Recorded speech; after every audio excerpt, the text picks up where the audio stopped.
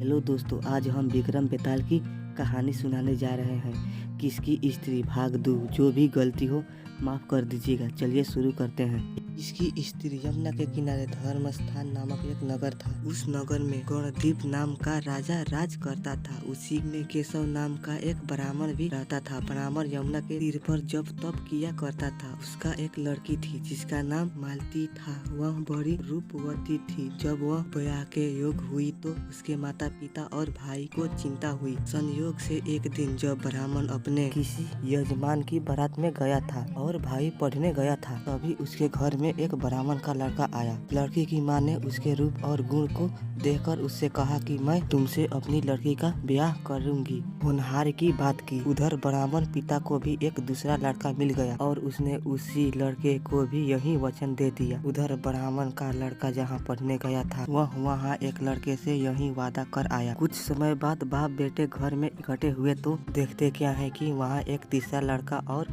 मौजूद है। दो उनके साथ आए थे। अब क्या हो? ब्राह्मण, उसका लड़का और ब्राह्मणी बड़े सोच में पड़े। संयोग से हुआ क्या कि लड़की को सांप ने काट लिया और वह मर गई। उसके बाप, भाई और तीनों लड़कों ने बड़ी भाग दौड़ की। जहर झाड़ने वालों को बुलाया पर कोई नतीजा न निकला। सब अपनी अपनी करके चले गए। दुखी होकर वे उन लड़की को शमशान में ले गए और क्रियाकर्म कर आए। तीनों लड़कों में से एक ने तो उनकी हड्डियां चुन ली और फकीर बनकर जंगल में चला गया। दूसरे ने राख की गठर बांधी और वहीं झोपड़ी बनाकर रहने लगा। तीसरा योगी होकर देश देश घूमने लगा। एक दिन की बात है, वह तीसरा लड़का घूमते घामते किसी नगर में पहुंचा और एक ब्राह्मणी के घर भोजन करने बैठा। जैसे ही उस घर की ब्राह्मणी भोजन परोसने आई कि उसके छोटे लड़के ने उसका आंचल पकड़ लिया। ब्राह्मणी से अपना आंचल छूटता नहीं था। ब्राह्मणी को बड़ा गुस्सा आया। उसने अपने लड़के को झिटका, मारा, पीटा, फिर भी वह न माना तो ब्राह्मणी ने उसे उठाकर जलते चूल्हे में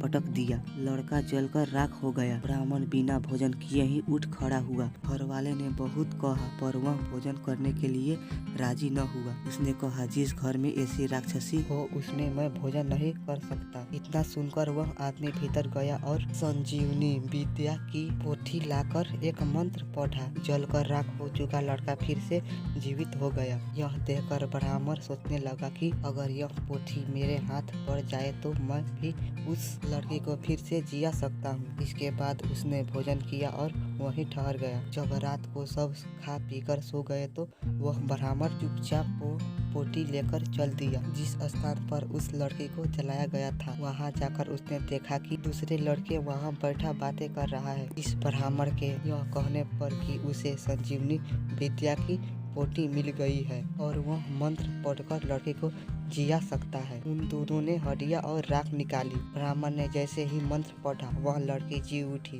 अब तीनों उसके लिए आपस में झगड़ने लगे। इतना कहकर बेताल बोला, राजा बताओ कि वह लड़की किसकी स्त्री होनी चाहिए? राजा ने जवाब दिया, जो वहाँ कुटिया बनाकर रहा उसी की। बेताल ने पूछा, क्यों? राजा बोला, जिसने हड्डियां रखी वह तो उसके बेटे के बराबर हुआ। जिसने विद्या सीखकर जीवन दान दिया वह बाप के बराबर हुआ। जो राख लेकर रहा वह उसकी हकदार है। राजा का यह जवाब सुनकर बेताल फिर पेड़ पर जा लटका। राजा को फिर लौटना पड़ा और जब वह उसे लेकर चला तो बेताल ने तीसरी कहानी सुनाई। अगला कहानी अगली वीडियो में।